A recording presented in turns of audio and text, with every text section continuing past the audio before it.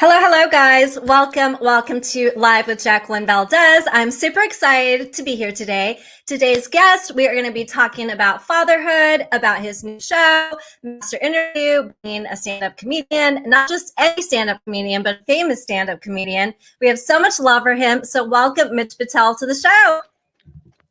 Hello. How are you doing? Can you hear me? I don't hear you. Can you see me? Hello. Uh-oh, what is going on here? I think there might be a sound issue. Let me see. Let's see what's going on. Let me type in.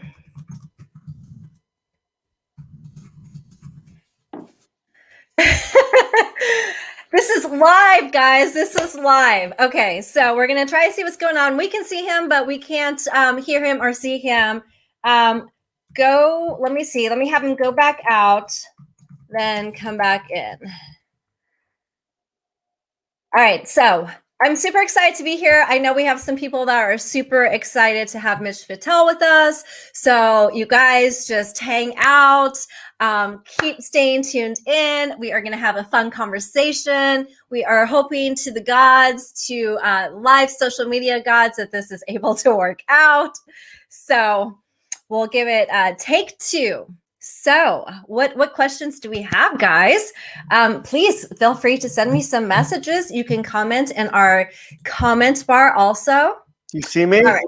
I see you. Can you see me? We can hear you. I can see you. Yay! Do I look cute? You look fabulous, darling. Thank you.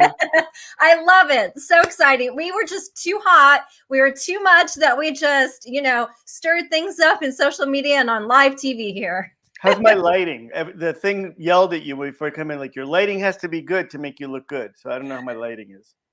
Your lighting's not bad. Yeah, it's not bad. I have a light ring I could put on. Put the light ring on. Yes. All right, hold on 1 second for me. So you guys get to see the behind the scenes of what it's like for real live conversations. I love it. I love we have Mitch Fatel, the legend, with us today. Ring light and all.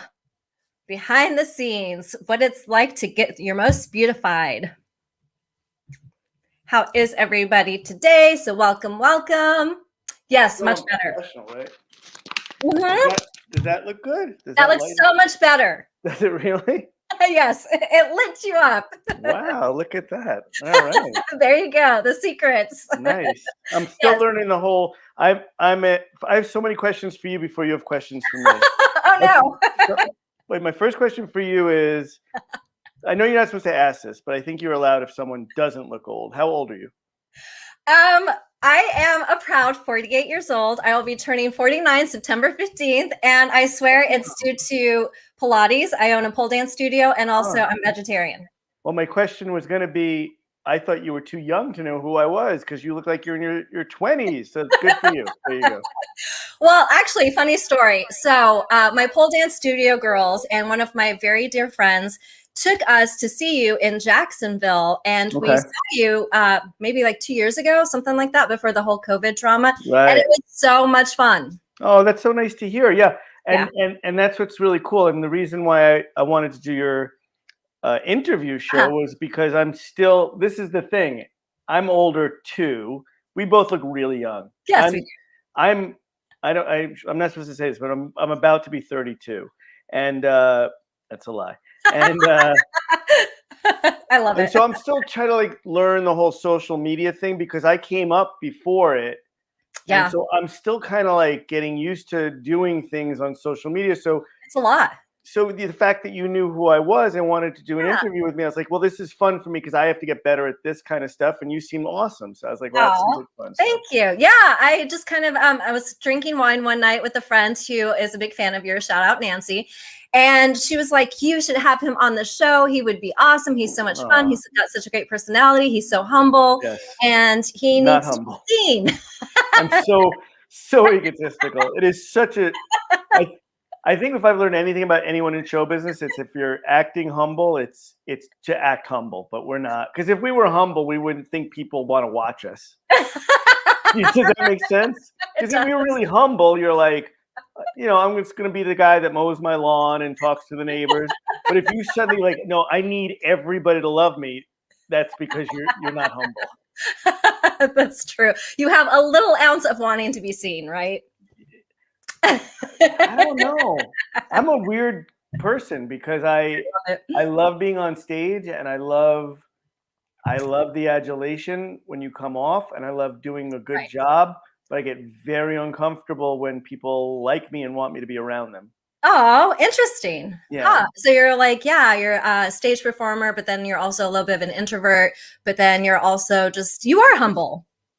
Yeah, I guess I am. I don't How know. have you managed to stay in the industry for so long? Because you have been around, you still look young, you still stay young at heart, which I love, and you're still relevant in the industry. That's so nice to hear. How do I stay around? I mean, yeah, I looked back the other day.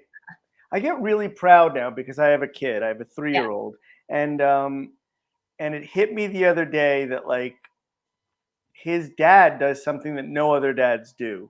Like to say that your dad is a stand-up comedian is just such an odd thing to hear.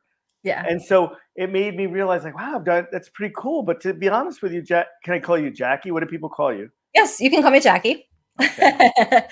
I think that like I'm in this industry so long because I was meant to be in this industry. When you're growing up, this wasn't something I just wanted to do. It was something I needed to do, and I don't necessarily think that's a good thing. My wife always says to me, "Do you know how lucky you are that your whole life you've known what you wanted to do?" And I said, "Well, lucky, but also kind of cursed because this was all I was meant to do. So there's a whole world out there that I don't really understand or know about because everything was this." And so I say to young comedians, and what I want for my son is I think I needed this because I'm so nuts.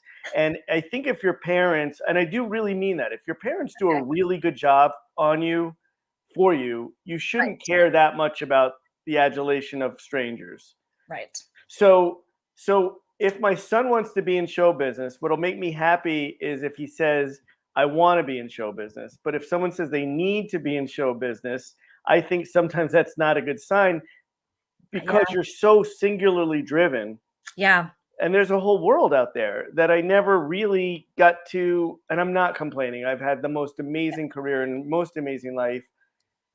But there's a whole world out there that I've missed because because this is all it was for me. Does that make sense? Isn't that interesting? It does make sense because I am in the same way as far as like dance has been my whole life. And I knew from a very young child, I was meant to be a dancer. It was going to be in my life. It's part of who I am. Right. I've always known this is what I was meant to do. And to talk to people, interview people, do, red carpet events, stuff like that. I always was driven. So, but it shows when you're really passionate about something, and it shows when you really love what you're doing. And that definitely shows in every time I've seen you perform, and even on your new interviews that you're doing on social media. Yeah.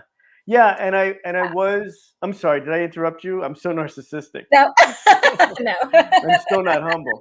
So, it's interesting you say that, Jackie, if I can call you Jackie, because over the last year of COVID or the year before, I was forced to get into something else that I had never done because I couldn't perform every day, which is what I had done every day for 25 years, literally every weekend for 25 years.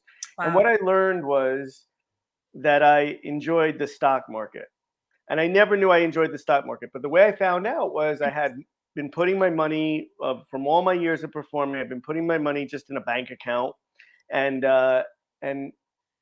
not making any, I didn't know that I was so dumb. I didn't know you could make money with money. So I would just put my money in a bank account and then I would spend it like a rapper. Like I didn't know what I was doing. And then over COVID, I was like, maybe I should look into investing the money. Anyway, to make a long story short, I bought a bunch of stocks and I made a lot of money on those stocks really fast. And people kept saying to me, how did you pick those stock companies? And I said, how I picked them is I picked them by just not knowing anything about like how much their income statements were, all that stupid stuff that I don't understand. I just looked at like what looks like a good story to me. What's a good story? Oh, this looks like a good story. Oh, and I bought stocks because I was like, that sounds like a good story to me because I'm really good at stories, and I made interesting. and I made a lot of money really fast. Wow. And and one of the stocks I bought is a company uh, called Palantir. The reason why I bring up Palantir is that there's a CEO of Palantir, and his name is Alex Karp. And I Uh-huh. watched him talk a lot, and I fell in love with him. Just look up some Wow. interviews with Alex Karp.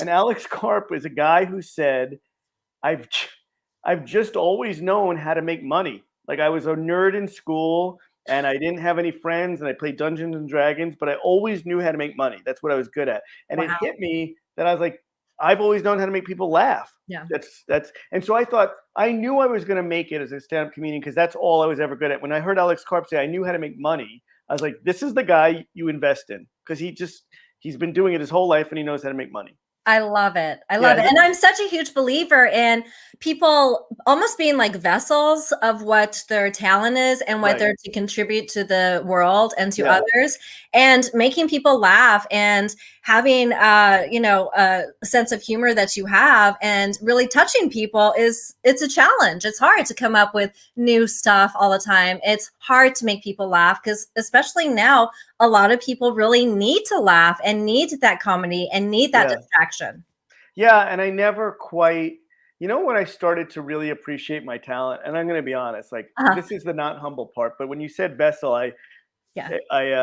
it resonates very well with me because I think when you start realizing that your worth as of a human being and your talent are two different things. That, that Yes. that because you're very good at one thing doesn't mean you deserve more than other people or that you deserve more praise or love or anything like we're just luckily given talents, Yeah. and I think our life should be dedicated as to using the talents that we've been given. Yeah. And I just learned at a very early age I know how to make people laugh, and I never thought it was that cool that I could do it. I could just do it. And then what I started doing is I started going to open mic nights recently to work out new material. Wow. And what I learned was that most people really suck at this. Like they're really bad. Yeah. Like and It's and I hard. didn't mean and I don't mean that in a mean way. I meant that in a way that I was like, wow, I'm better at this than I thought. Like I could never be that bad. And I understood for the first time that like, oh, that's pretty cool that I was given that talent. And the mistake that I had made in the earlier part of my career was to not celebrate that talent, but to more think it made me someone special or to use it to make it doesn't make any of us special. We're just this is what we do good. And someone who's really, really good at running a company like Palantir or someone who's really good at mowing a lawn or so like if that's what they do and they feel a passion for it, their life is just as complete and they should enjoy just as much praise as anyone else for whatever they do. I Does that love make that you sense? said that. And I love that you're dropping so many gems. These are such beautiful words because it's so true. When you're younger, you don't really see and appreciate Yes. and really realize you're almost like your hardest critic. And you don't Yep. really realize, okay, this is a talent that I was gifted with. And let me use this and really appreciate it and let it grow and blossom and really Yeah. nourish it. Yeah. And the other thing that you learn, having a 3-year-old is the most incredible experience of my life because I'm seeing now what we take from our childhoods and mistakenly don't let go of so my son is the most beautiful human being in the world. But No. if he loses a race with me, he feels really upset. And he Oh, keeps telling me, like, look, I can do this, look, I can do this. And I keep trying to say to him, Max, that's great that you can do that, but that doesn't make you any like, and you realize, like, oh, that's really how you start to judge yourself. And if your parents don't talk you out of that, then yeah. you start thinking, I'm a failure if I fail at this. Eh, Yeah. Does that make sense? It And does. I love that you're saying this. This is so crazy. I feel like we were meant to have this conversation. And I feel like so many people that come on my show are just incredible, inspiring beings that have so much knowledge to share. But I was just having a conversation that is really similar to what you're saying with your son with a really good friend of mine this morning. So yeah, I feel like this was meant to be. I totally understand what you're saying. And it's so true that you take those traumas when you're young and you take those things. And it's really important to be a role model to your kids and to really stir that passion and support them, and to Right. not let them get crushed down by things that they're not doing perfect. But what that does is, if you grow up thinking that it is such a curse to think that what you do makes you more special than somebody else, Yeah. because then you're literally living on this thin wire of, if that Yes. thing falls away or you're not good at that thing on that day, you are literally worthless. And so I keep trying to tell my son, it's not if you win the race, it's that you've really tried your hardest. Yeah. If you really tried your hardest, you've won at life. And Yeah. it's so hard for kids to understand. It was so hard for me to understand that for so many years in my life I didn't enjoy my talent because I was using it to prove to myself that I was worthwhile or better than someone else, instead of learning that really the truth is nobody's better than anybody else. I mean, we Right. do have more talents, and absolutely you have some people are definitely deserving to be paid more money for something that they do. I believe that 100%. But your worth as a human being is not more because it's hilarious that we will bestow a basketball player with a certain kind of adulation that we won't even give someone who is working on a cure for cancer. Yeah. And I don't believe that should be commensurate with money. I think I believe in the free market, but I do believe Yeah. that to say that one person's worth more means that, like, well, then you're saying that person is more important than that person, and it messes you up. It doesn't. That's who it messes up more than anything, is you. Yeah. Yeah, that's so true. Did you find during COVID and you weren't able to perform every weekend and your life kind of had to do a little shift or pivot? Did you almost find yourself questioning, like, oh wow, what am I? Who am I now? Because I was so used to being on stage every weekend. Huh. COVID was it's just such a weird thing to say, but COVID was Right. one of the best things that happened to me, Yeah. because Oh, number one, it it forced me it forced me to confront who I was without that all the time. So what it did do was it gave me a year straight with my son that I wouldn't have had, oh, where we became best friends.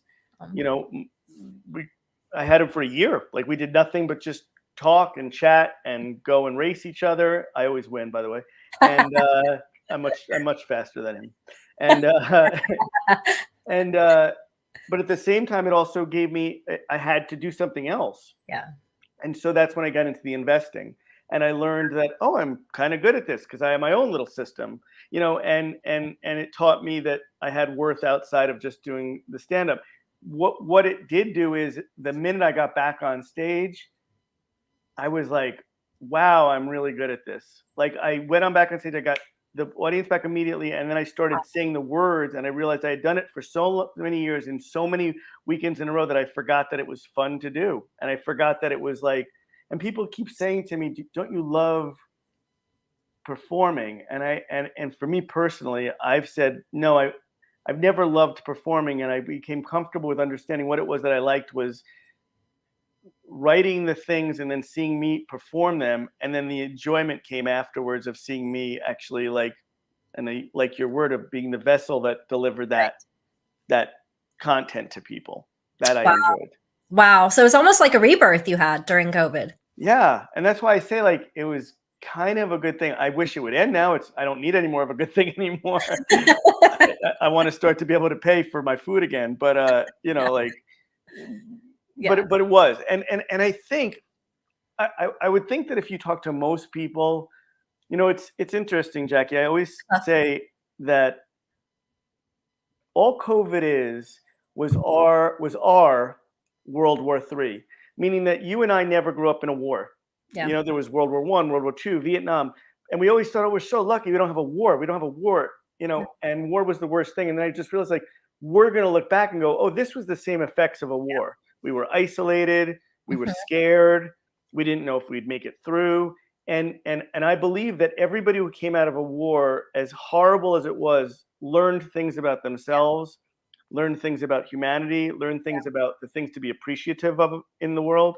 And maybe in an odd sort of way, we needed this because we needed, as a generation, to learn what we had to appreciate. And I think, and maybe you'll back me up, didn't you find that the one thing that you learned, and I think everybody could say, is like, how important your family was and Yeah. your friends and your friends, Yeah. right? Like, I definitely agree. Yeah. And after talking with other people, I've realized, hearing from other voices, that a lot of people had these awakenings and had almost like these spiritual awakenings, and realized the relationships were really important. And they were kind of caught up in the daily grind and really forgot about, like you said, their family and their loved ones, and kind of was just working nonstop, trying to make that money, focused on that, and yeah, forgot what they were doing, why they were doing it. yeah. And so in a weird sort of way, I believe societies need to Yeah. reset. And in an odd sort of way, I think this was a reset, and this was our World War III. And you know, we're going to look back on this one day. Our kids are going to look back on it just like we've been taught about Vietnam and stuff. Like Yeah. everybody's going to have masks and stuff, and we're going to, you know, and we're going to talk about that. And just like a war, I think it doesn't just end. It slowly kind of peters off, and eventually, years from now, we'll all be back to some sort of normalcy. But Yeah. we'll all look back on that as a traumatic and learning experience. Yes, it's so true. And I love that you said, sort of normalcy, because I feel like, what is normal? And do we want to go back to what normal Mhm. was? We need to Yeah, make that shift. We need to make that change. We need to awaken, and we need to all kind of have a rebirth, appreciate Mother Nature, appreciate Earth, appreciate each other, yeah, and realize that you're not valued by what you do or the money you make, but what you contribute. yeah, yeah. And I think that in an odd sort of way, you're right. That like we were just on this trip of like just kind of going forward, going forward, going forward, and we wouldn't really know what we were doing it for, anything. And and again, I have an appreciation for stand up comedy that I never had before. I re appreciated my own talent for it. I started doing these videos on Instagram, and which is where you found me, and Yeah. Facebook. And I started because I was like, oh, let me see if I could do that now. Yeah. And you know, and I kind of did it because I started realizing that more and more of my audience has been falling off, but I Mm, still have a core group of people that love me. And I was like, so I think I'm still bringing something to the table. And I was like, oh well, maybe this is now I made my money. Maybe this is my ability now to test myself and go, let me see if I get a new generation on board. And that's also fun because you need a challenge, you know? yes, I love that. And you do have a following. You have, like I said, a very dear friend of mine who has been following you for the years, who every day looks forward to your posts on Facebook and That's good to know. Instagram. And Yeah. so, yeah, you are still very much loved. Well, it's nice. It's nice to hear that, and that's you know, Yeah. and I got to tell you, the compliments to me now are like. So I was at a gig recently, and I Uh-huh. came off stage, and two like 17-year-old kids came over to meet me afterwards. 16, 17-year-old kids.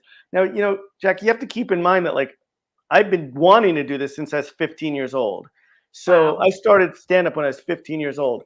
So to have a Wow. 15 and 6-year-old kid come over to me and they complimented me, and I said to them, I said, how old are you guys? And they said 16 and whatever. And I said, you like me, huh? And they said, yeah. And I said, so I don't seem like your dad's comedian? And they were like, no, we just thought it was funny.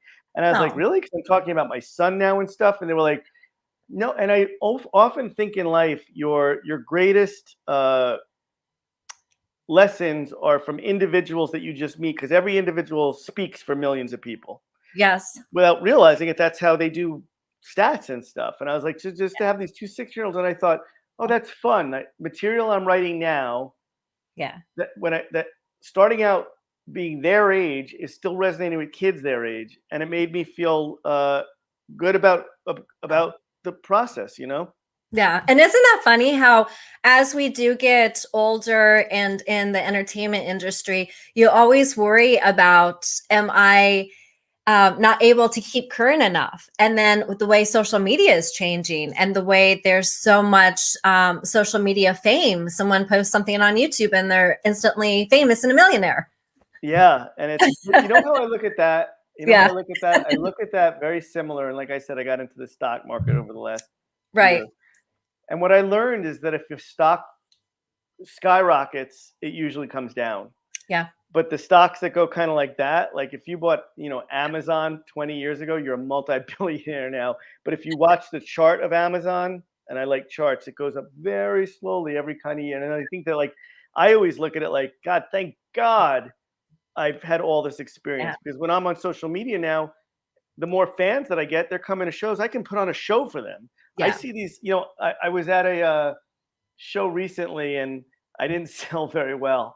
And and the owner said, like, I don't know why, you're hilarious. And I said, well, I don't do social media like I should. And he said, it's funny you say that. Last Tuesday we had a YouTuber on who's got 1 billion followers, whatever. And Right. I said, and in the comedy industry, if you could sell at a club on a Tuesday night, it's insane. It's like, and he said, we sold out. We had standing room only. And I said, and how was the show? And Yeah. the owner was like, it was one of the worst shows we've ever had. There were people walking out.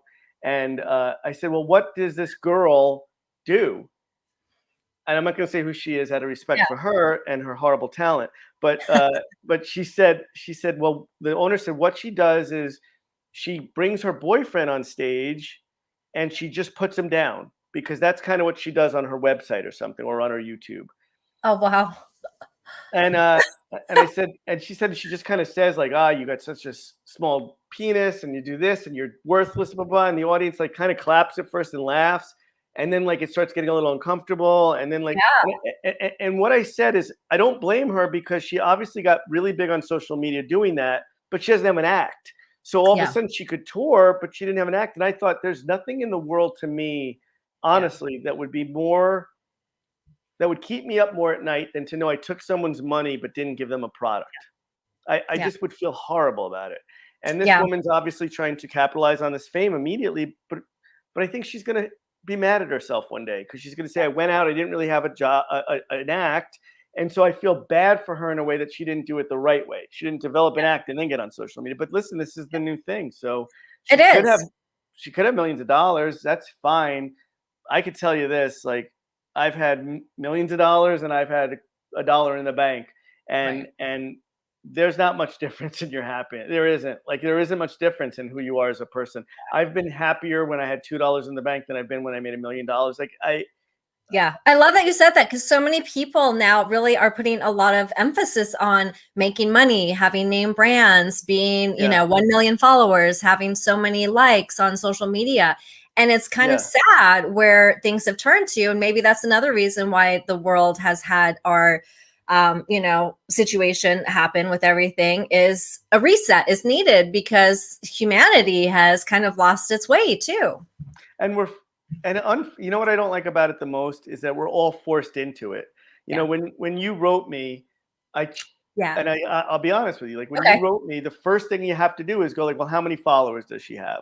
Yeah. Because you're like, I want people to know about my channel and stuff. And then I'll be honest with you. Then I looked into what you were doing and then who you were as a person and who you were as a host. I was like, I don't care if she had 50,000 followers or 1 follower. I like her. And but what's even, and I like who you are and I like what you were bringing out to the world. So I was like, I want to do her show. But what's interesting is even I was forced to go like, well, let me see this. Yeah. And I'm sad to say that like maybe if you had 100,000 followers, I wouldn't have even checked you out. I would have been like, yep, I'll do her interview show. And even if you were the worst human being in the world. Yeah. And I hate that we're that now. I hate that I have to first look at your followers and then look at who you are. Yeah. Does that make sense? It does make sense. Yeah, it does. And actually, I've had some people in the entertainment industry say that I would have a lot more numbers and a lot more followers if I changed the way I did my talk show and try to get gossip out of entertainers instead of just having real conversations with them. But who would you be, and then who would it's you not be? me. And not only that, but who would be, Yeah. There's a what movie did my wife and I watch the other day? We watched a movie called The Monuments Men. Have you ever heard of it? I haven't. No. I'm gonna have to check it out. And we watched it. It's so interesting. It's about George Clooney's in it and a lot of good guys, John Goodman, and it's a movie you probably haven't heard about because it's not going to do that well. And I knew it wouldn't do that well because the subject matter is not that exciting to the world. And what it is in World War II, when Hitler took over France, he took all their artwork, all their famous artwork and stuff, and he hid it. And The Monuments Men is about 4 guys. It's a true story who were sent over to try to find that artwork. So all the artwork that we now appreciate, that we like, is because of these 4 men that you've never heard of, because they went in I'm not Wow. going to ruin it, but they were in danger. Anyway, as I watched it, I was like, this was a great movie. My wife and I were saying it has character development, it's interesting, it talks about our Nice. history, but it didn't do well. Like, and Mad Max 3 or whatever they are, or whatever those movies are, or, Right. they're going to do amazing. And I thought to myself, like, so is the goal, like you said, to have 100,000 followers but not like what you're putting out, Right. or is your goal because I know that like a Fast and Furious movie, I can watch it and I'm going to start feeling my brains leak out. So, but Yeah. they have to make those, and I'm not even putting down the people that enjoy those movies. If that's what you enjoy, that's what you enjoy. But you have to do what you like, because there are people out there like me and my wife wanting to watch The Monuments Men that are going to love your content, and they're going to love it, and Yeah. they're going to be your fans forever, and they're going to be loyal to you. And I always believe that cream rises to the top. If you do what you do to the best of your ability, you may not make $1 million, but maybe you'll make $100,000, and that ain't so bad. So, you Yeah, I know, love that. And I want to make a difference one person at a time to where it's a ripple effect. So eventually it's thousands. And then, it just keeps going up, consistency, and millions eventually. your audience will find you. And that's what's really cool is like, I even said I had a inflection point in my life when I had my son, and I was like, who am I now on stage? Is my audience going to still love me? And people come to the show that have known me for 25 years, and they come over afterwards and they're like, man, you're different, because my show is about my son and my wife now. And I go, is it still funny? And they go, yeah, it's like you, but a different you, but you're still hilarious. And Yeah. I feel so complimented by that, because I'm like, okay, because I can't do anything else anymore. I couldn't be the me that I used to be. And people are like, yeah, I kind of miss that guy. But I'm like, but that's not who I am anymore. So I have to do what I do.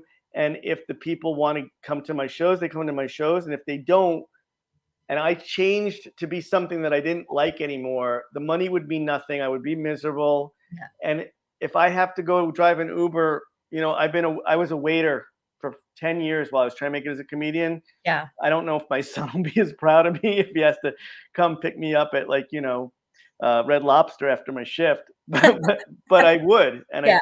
I would hope that that's the lesson he would get, is you have to be true to yourself. And I love that. You're dropping so many gems today, so much inspiring words.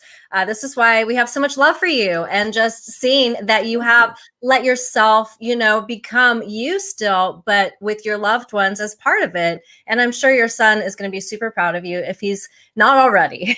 Well, he already told us he's moving out. He's like, I'm out of here.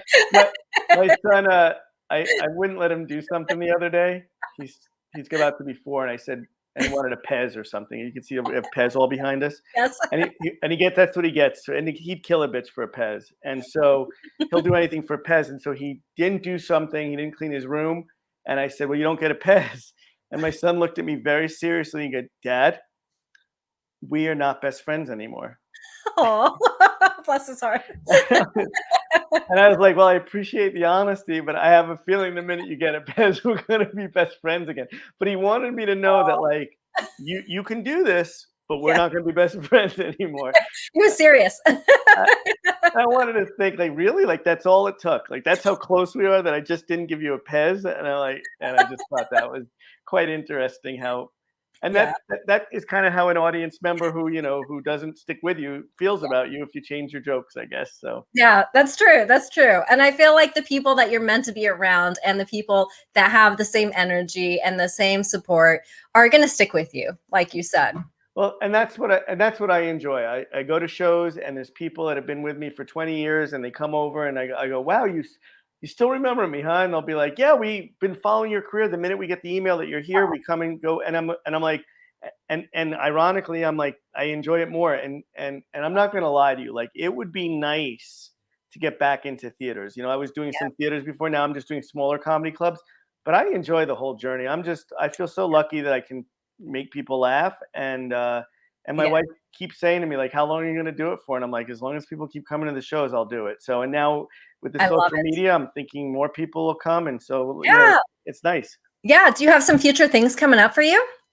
I have a bunch of gigs. If you go to my website, mitchfatel.com, all my gigs are listed. And obviously, if you come, you get in for half price. And and I'm adding more every day. The social media is, if people out there like my social media stuff, what I've learned, I hate to be that guy, but just share the shit, just share it. Because Yeah. if you get that thing viral and you like what I'm doing, then people send it around, and I have a lot of things that I think can go viral, and that's, I guess, the big goal now. So if you like it, just share it. Don't just be like, "Oh, that guy's funny," and then Yes. wonder why I'm waiting on you at Red Lobster next time you go. Right? Sharing is caring. Yes. And I will have all your information listed once this video goes live or goes up on YouTube and stuff. So you can Awesome. also find your information there. Yes. So have you noticed that you think you're probably going to do some like stand-up comedian on your Instagram? Oh, yeah. As a matter of fact, I started posting some stand-up stuff because people Okay. have been asking for that. So I'm posting classic Mitch Fatel. I have a new special called Bad Girls, which is about my wife, that will be dropping probably in December. We're going to probably drop it independently if one of the bigger networks don't pick it up again, because I had a couple of specials out before that. Fun. And that's probably when the really big tour will start, if my fans want to come out and see me. And that's going to be very interesting, because that is really my departure from the old Mitch Fatel to now talking about being married. Wow. And stuff now that people are seeing live is about my son. So that's even the next step. So, it's really, really fun for me to see how people react to that stuff. Yeah, it's so exciting. Yes. And I might have to teach your bad girl wife some pole dancing sometime. Oh, we have a pole in our bedroom, by the way. Oh, there you go. Yeah, hold on. Jess, come here a Yes, second. me and her Hold might on a have second. to Skype and I dance. want you to say hi to my wife for a second. Come here. I love Can you it. hear me now? I took off my mic. I can hear So you. this is my wife, Jess. Hey, And how are and you? tell her what you were just telling me I was about. I was saying that I'm gonna have to get his bad girl wife to pole dance with me, and he said that you guys had a pole, and I was like, well, me and her are gonna have to Skype and do some dancing together. We do. I do have a pole, but I have to admit that I have not really done a whole lot on it. It's actually a fireman thing for our son my right now. 4-year-old thinks it's a fireman's pole, so we're saving for therapy, and I love it. hopefully that'll be okay. I love it. I'll teach you some stuff. Let's do it. Let's do it. Yeah, you'll teach me. I'll listen to whatever you tell me to do. I'll teach you. It's a date. I love it. Bye.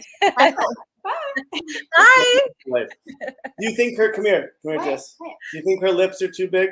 She had her lips injected, and did you? I did. Oh, they look good. Thank you. Right?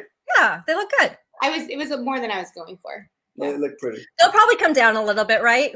They look good though. I don't know. It's been like over 3 months, so. Yeah, no, they look good. I just have super pouty lips for now. All right, when the special comes out, by the way, she introduces me in the special. So oh, very cool. You can see my wife. So let me put my headphones back on. Thank you, I dear. love it. I love it. Nice to meet you. She's so pretty. Yeah, she's very cool. I love my wife. Yeah, I love it. I love it. And your son too. And you have him on some of your videos too. Yeah, I felt a little bit like I had to get over my need of privacy. I guess in the new world of social media, I got to tell you, I feel like back and forth about him. He's so freaking cute and he's so funny on camera, but I don't want him to ever think he was being used. So, I'm just trusting, like, I don't want him to ever turn into one of those things that's like, you were just using me for videos, but he's just so damn cute. And so I felt a little bit like for a long this time, I would never let people meet my wife. I would never talk about my kid because it was very private to me and my act was very different. And fortunately or unfortunately, social media, the new world, is about people wanting to share your life with you.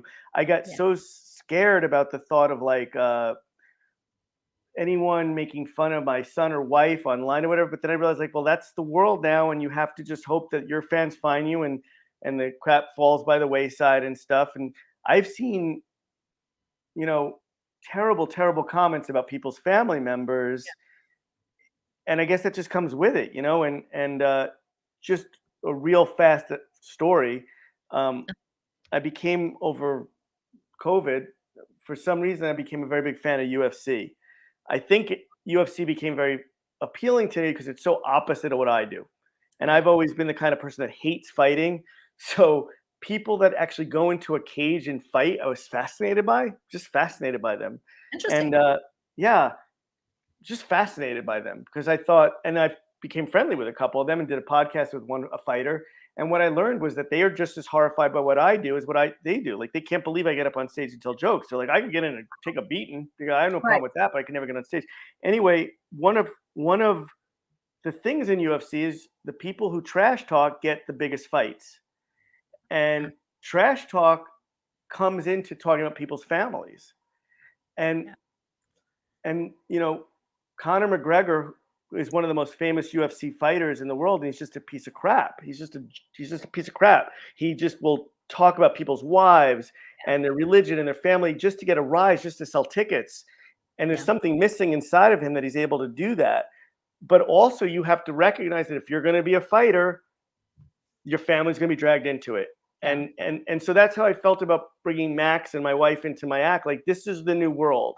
Yeah. And so if I wanted to still be a comedian and I loved it, I would have to trust that, like, so as a fighter, you have to probably sit your wife down and be like, someone's going to say that you look like a horse. Someone's going to try to get a rise out of me. Are you okay with that? And then you have to make a decision if that's the career for you. And I guess, like, someone's going to eventually put down my son and it's going to destroy me. And I'm going to probably, hire Liam Neeson to shoot them. And because he's one of my good friends. And so that's an inside joke. And so I did have that feeling, but I was like, but this is the new world.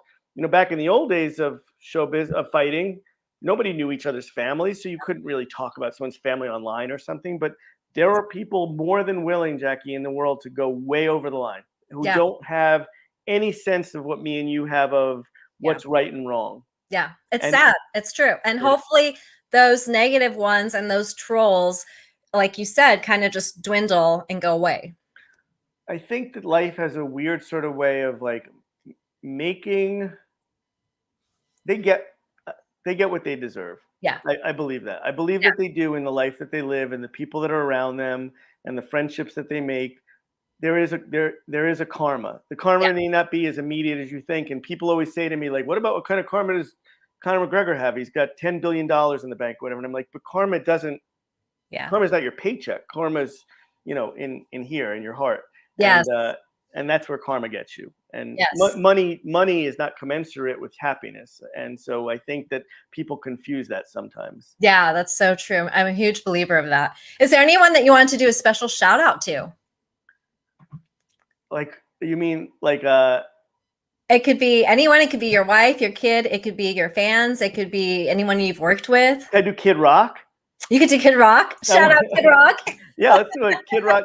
The reason why is because if you look on my Instagram site, I did an interview with Kid Rock. If you go look at it, it's under Master Interview. It's one of his best interviews ever. And if Kid Rock would just promote it, it would really get one of those videos viral for me. Shout out Kid Rock. Yeah. So if anybody knows Kid Rock, tell him to go to my Instagram or my Facebook site and watch his interview with me. He may have forgotten that he did. Yes, I love it. What is it that you want to be remembered for?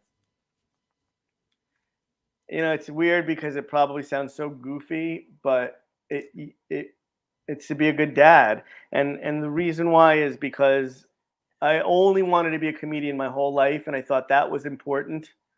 And I did not have a good relationship with my dad, and I didn't want a boy.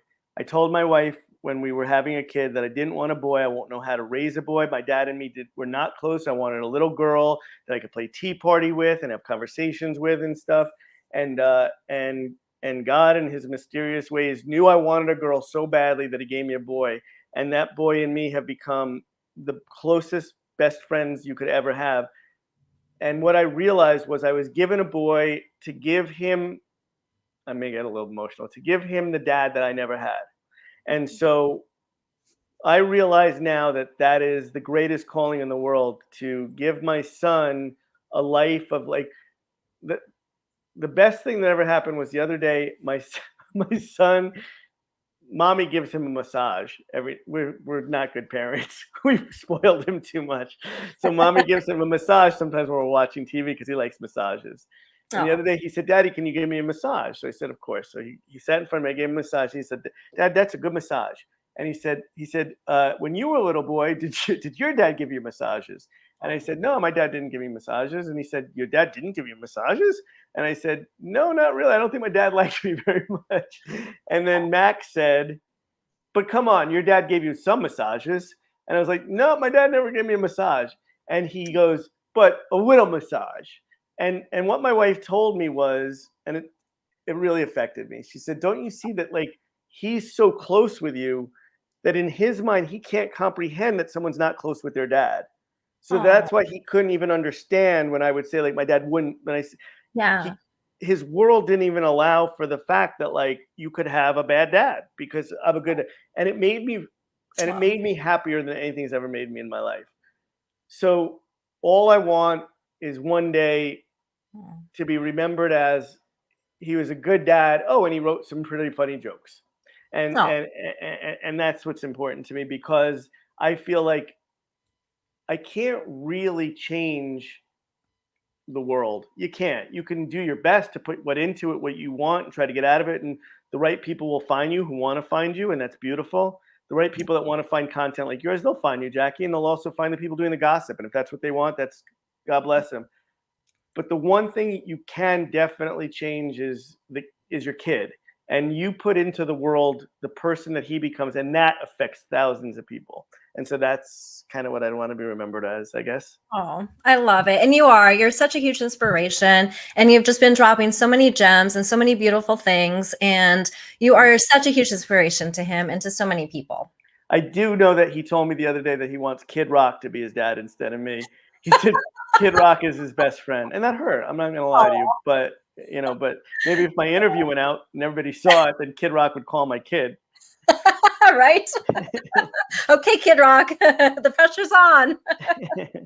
Oh my goodness. I could talk to you all day. It has been such a pleasure and such an honor to have you. Yeah, I'm so glad that you talked. And listen, best of luck with your show. Thank you. You're a great personality, and you're very light. You have light, and I don't mean to give out advice that's not asked for, but continue to do what you do, and the right people will find you. And whether it's 4,000 or 100,000 or a million, at least those people will be dedicated, loyal fans, and they'll adore you for who you are. And then that's, I think, how you make the world a better place. Oh, thank you so much. It has been such a pleasure. Thank you for illuminating the world with your presence. Absolutely. And thank you so much for having me. And thank you for telling my wife that you're going to teach her how to pole dance. Yes, I will. We will keep in touch. Yes, we've been married 12 years, so a little pole dancing will go a long way. I love it. Thank you, Jackie. Sounds good. Take care. Bye-bye. Bye. Thank you guys for tuning in. Thank you for watching Live with Jacqueline Valdez, illuminating the world one voice at a time. Thank you guys. Lots of love and light. Take care.